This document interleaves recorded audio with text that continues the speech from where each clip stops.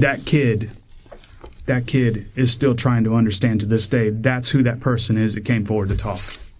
I want you to remember that when you go through this process, okay? She's hurt. She doesn't understand. Somebody that she loves and trusted really hurt her, and she doesn't understand.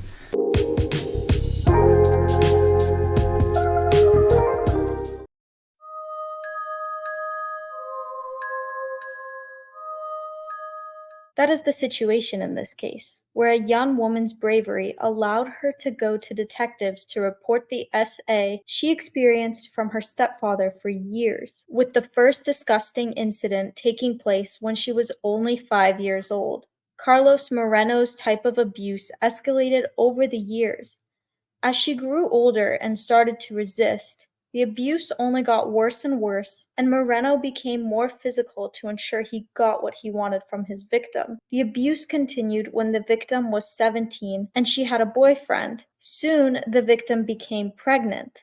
And although her mother thought she was made pregnant by her boyfriend, the victim knew that it was her stepfather who made her pregnant. When detectives investigated the case, they set out to gather more evidence. They set up a controlled call between Carlos Moreno and his brave victim, hoping that she would get him to make incriminating admissions. During the call, she confronts him. Although he did not admit to the SA, detectives felt that Carlos's deflections and non-answers were incriminating. December 1st, 2019, time is about 10:15 in the morning. It's going to be a controlled call between calling her stepfather, suspect in the case, Carlos Mauricio Moreno. Hello. Hello. Yeah, I decided I'm not going to see you. It makes me really uncomfortable. So I'm just going to tell you how I feel, and you're just going to listen or respond. So I've been struggling with the relationship we had since I was 5, that was going on since I was 5. And the whole fact that we've been having sex since I was 12, and how it's been affecting my relationships with me, and it's the reason why I'm not going home until I resolve this. I don't want to talk about that in the phone. I don't know. I'm not comfortable with that. So you wanna meet me and we can talk about. I don't feel comfortable seeing you in person.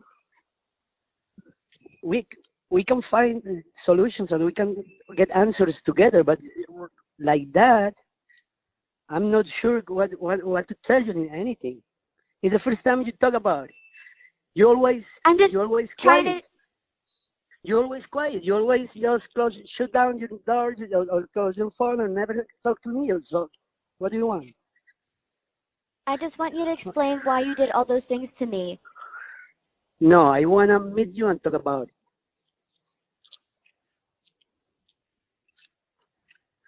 You let me know where and when.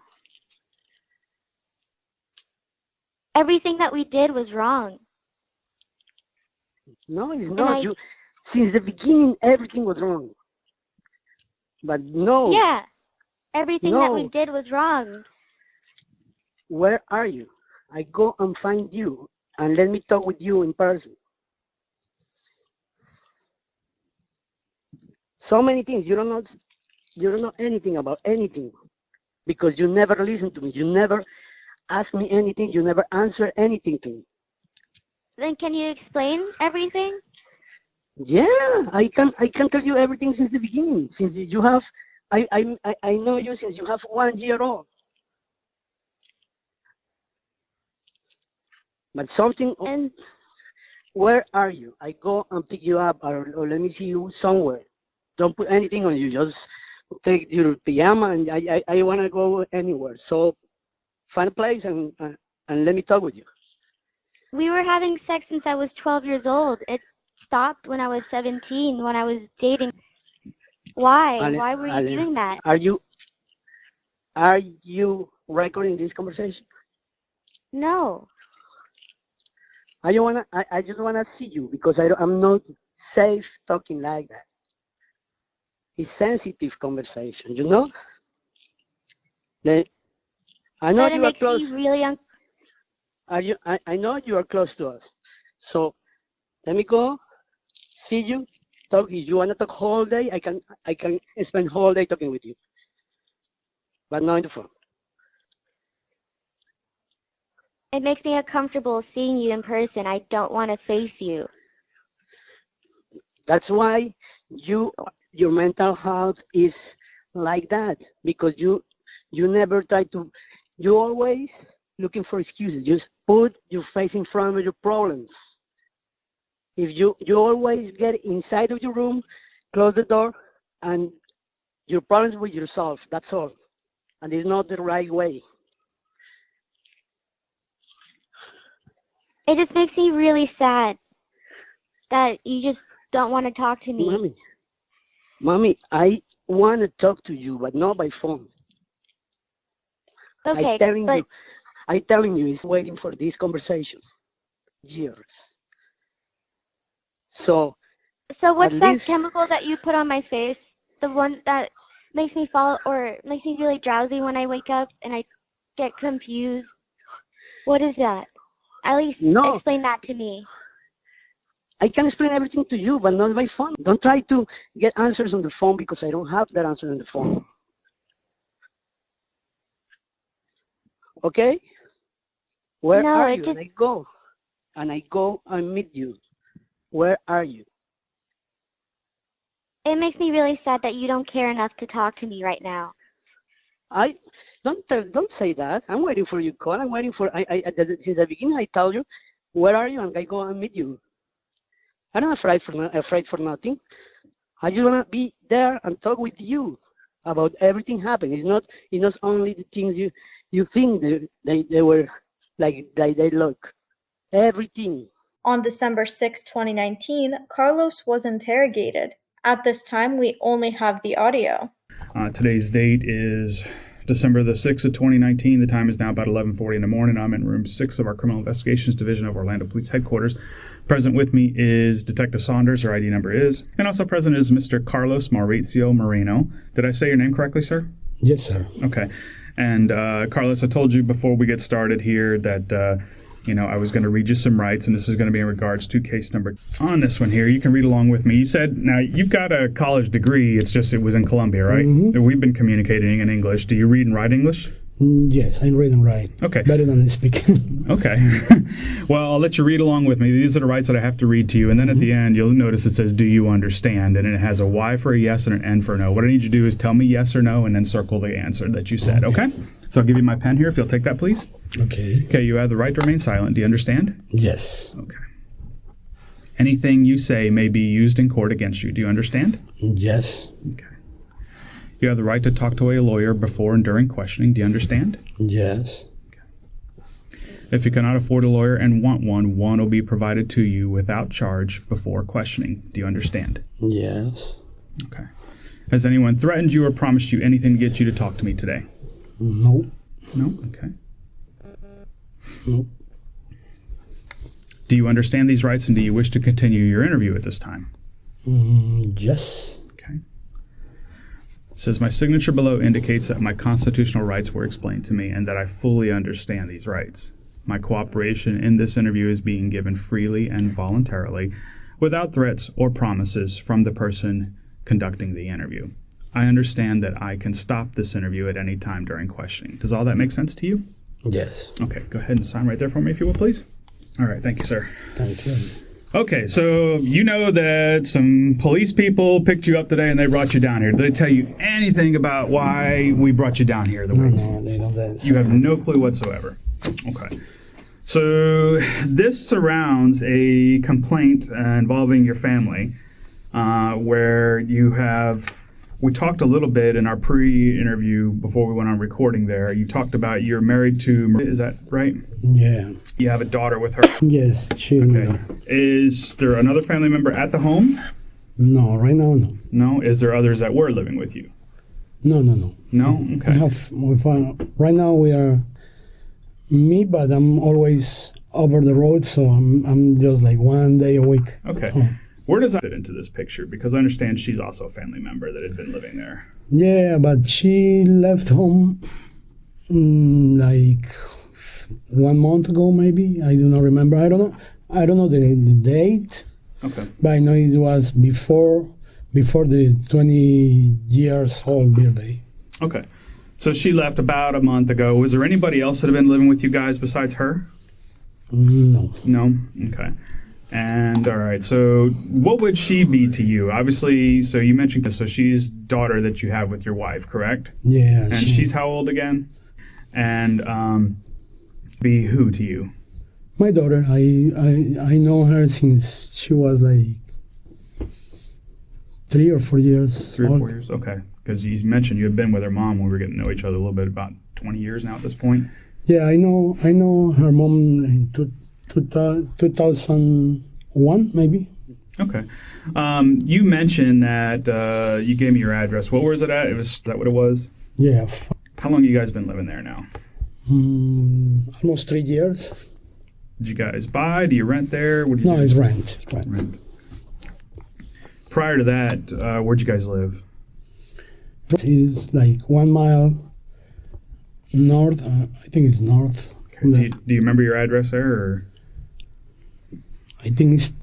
was there a particular apartment number to it, or? I don't remember, but I think it's. Did you live in just that apartment, or did you live in other apartments there as well? We live in or? like 3 different apartments there. Because different? I bought one in the same street, but it was only one bedroom. Okay. And after that, we went to rent, and after that, we bought that one. Okay. We sold it, and we went to rent right there. Okay. All right. So, what did they move you around when they remodeled and stuff like that, or is it just periodically you guys wanted a different apartment kind of thing, or? No, the thing is, when I came from, because I was living on Philadelphia, really close to Philadelphia, South Jersey, North Pennsylvania. Yeah. And the company I was working for moved me to Florida. So I bought a little apartment here with the time, and the daughters come here and live with us. Okay. So tell me about growing up. How have the girls been? Have they both generally been pretty good? Have they had problems? Under my knowledge, they are really good. They normal. No significant problems in school? No, they have nice. They are good in sports, to softball. She went to kickboxing and things like that. Alejandra to softball. Right now in the chorus and things like that. And right now she's okay. Okay. Did the girls generally get along growing up as well, or? Mm-hmm. Okay. And that's the only kids that you guys raise, is that right? Yeah. Okay, no others. Okay. So, all right. You're here really over a complaint that we got about reporting things going on between you guys and your relationship. She talked about there's been things going on for a very long time since she was younger. You basically raised her, so she's known you as dad. Is that right? Mm-hmm. Okay. All right. And you came into her life, I think you were telling me, when she's around 3 or something like that? Yeah, I was living on Philly, and yeah, when it came before that, so yeah, between 3 or 4. Okay. All right. So between 3 and 4, you got into her life. She's talking about a lot of things that she remembers to this day from as early as like when she was in 3rd grade going on with you. She talked about you coming into the bedroom sometimes at night and like touching on her private area, and she didn't understand what was going on with that. Is there any explanation for it, or? She never said anything about it. She never said anything about it to you? Okay. But let me just ask you, though, because I've sat with her. So what I'm here to understand is what was going on, why was it going on, kind of thing. That kind of complaint is big for me. I didn't. Yeah. Because I spoke so many. The thing is, we have the relationship with her mom is good. She never say anything to mom. I don't know if she said, but mom never say anything to me. I don't know. Well, I mean, and she said there was a time back then when there was a conversation and there was an argument that went on. Do you remember this? When? When she was little. And she said she had mentioned it to mom before. And there was a big argument about it, kind of thing. Do you remember this happening? No, I do not remember. Doesn't remember at all. Okay. All right, that's fair enough. I mean, because she's saying this was an ongoing, repeated thing. And like I said, sometimes there's explanations for stuff, and that's why I want to talk to people, because let me tell you something. I've been doing this for quite a few years already, and I've sat with enough people to kind of know when they're being truthful with me. Does that make sense to you? And I'm really just here to try to kind of understand some things, try to give her some answers today. I really don't know what to say, man. Because... I mean, because she went on past remembering this touching. She talks about being 12 years old. She remembers you coming to the bed when she was in bed with you, telling her to be quiet, having her come down off the bed, and then having actual sexual intercourse with her sitting on top of you. And she talked about this sexual relationship continuing through the time she was a teenager. And here's the thing, Mauricio, I'm going to tell you, I've sat down with a lot of people, and I get right now, you're probably like, oh gosh, I can't believe this is out. But I want you to know this also. There's been plenty of people like yourself that have sat in that chair right now that have had to come to grips with this time. And they've had to decide, am I going to try to explain kind of what was going on? Or, am I going to just try to paint this child as a liar? But you and I both know as you sit here, she's not lying. I've done my homework on this case. I've done a lot of these cases. Here's what I do understand, and I'll be honest with you. People that sit and get involved in things that you've done with her, I know they still love their family members.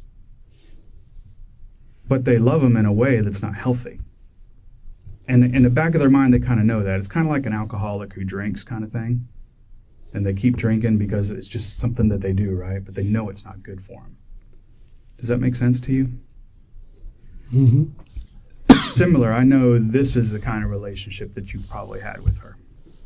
That you care for her greatly, but you've cared for her in a way that's not healthy, which led to a sexual relationship. And the only thing I'm trying to do here today, I already know from sitting with her, this happened. It went on for a very long time.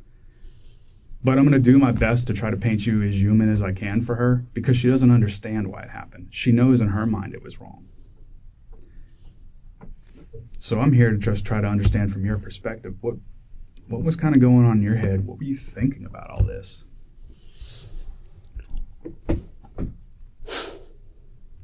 Carlos Mauricio Moreno was charged with lewd or lascivious molestation, where the accused is 18 or older and the alleged victim is under 12, and sexual battery by a family member or custodial authority, and the case went to trial. A jury found Carlos Moreno guilty on all 3 counts. On count 2, he received 30 years in prison, and on counts 1 and 3, he received life in prison, a much-deserved sentence given what he did to that innocent little girl, who did not know any better and was groomed by someone who meant to protect her. She will never be able to escape the abuse she suffered as a child. Not everyone can hold their abuser legally accountable, but this young woman showed great courage by stepping forward. Hopefully, this case can inspire more women to come forward to seek justice against their abusers. The impact of SA doesn't cease when the abuse stops. She knows in her mind it was wrong. So I'm here to just try to understand from your perspective, what was kind of going on in your head? What were you thinking about all this?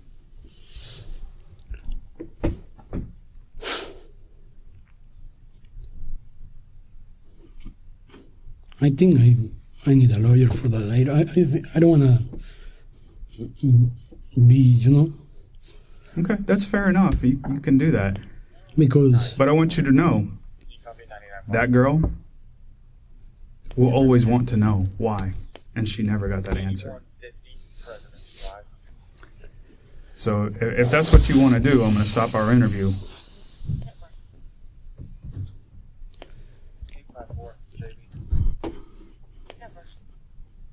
I think it's very stubborn because I don't know what to say right now. I don't know.